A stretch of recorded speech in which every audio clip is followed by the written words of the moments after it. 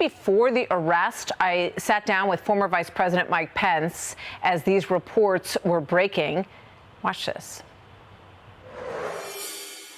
Do you have confidence in the leadership in terms of how these things are looked after? Well, I'm just very concerned, and obviously we don't know among the documents that have appeared on the internet how many of them are real. The Pentagon seems to have made it clear that some of them are. Some of them may have been manufactured. But again, I fall back to, particularly now that we have a target here, I fall back on fundamental questions, and that is how could a Massachusetts National Guardsman have access to this type of classified and sensitive information, and how would they be able to release that information? It's a good question. And it's not just about Russia and Ukraine, but there's information about China's hypersonic weapons being tested. There's information about countries that may be providing support to Russia from across the Arab world. That all of that could compromise our sources and methods. And I think after we bring whoever's responsible here to justice, I think there needs to be a full-scale review of who has access to this type of classified information and how it's being handled. A couple more topics that I want to get to with you today. You've been very supportive of our involvement in the war in Ukraine, supporting the effort there. Yeah. The former president was asked about this, and he basically says that we're giving it all away. The military that you and your administration, along with the president at the top of it. And here's what he said. Watch. We don't have any ammunition. We've given it to Ukraine. We're not prepared to fight. I rebuilt our military, new planes, new tanks, new everything.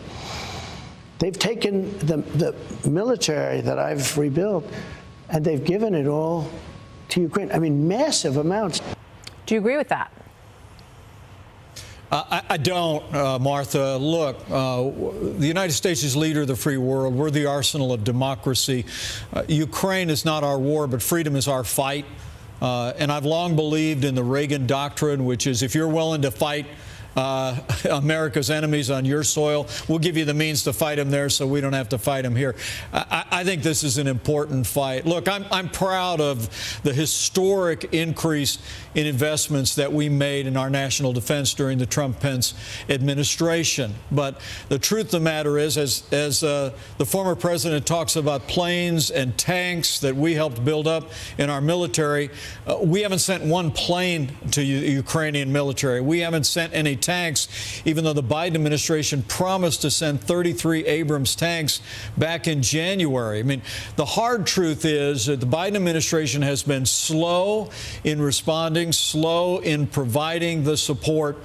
President Biden said in his State of the Union address, Martha, that we would be there as long as it takes. But look, it shouldn't take that long. If we'll give them what they need, they've demonstrated their courage, their toughness.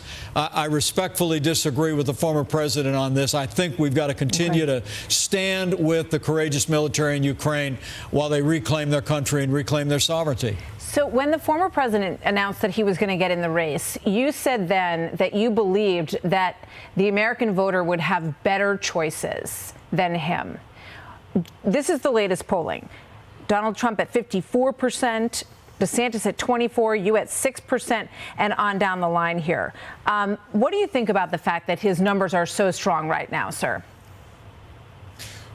Well, I think people are so frustrated with the failed policies of the Biden administration at home and abroad, that there would, of course, be a natural attraction, not only to the former president, but I also believe to the policies of our administration. But look, it's early in this process. I do think we'll have better choices. I think nobody could have defeated Hillary Clinton in 2016 other than Donald Trump. But I think come 2024, our party's going to choose the right standard bearer to meet this moment, to strengthen America at home and abroad. And my family and I continue to reflect on what role we might play in that. And I promise to keep you informed of any decisions that we make in the days ahead. That decision. I'm noticing that the former president is in New York again today for depositions.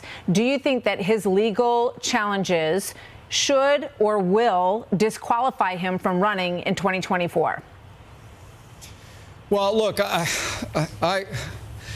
number one, I've been very clear about what I think of the Manhattan DA's indictment, Martha. I mean, on a 7-year-old campaign finance issue to indict a former president of the United States, I think was a great disservice to the country, and I think the overwhelming majority of Americans recognize that. But look, at the end of the day, I'd rather we leave these decisions to voters. Let's bring the American people the truth. Let's talk about the record. Let's talk about a vision for the future. But I just trust Republican primary voters. I trust the American people to choose the right leadership for America. They've done it again and again.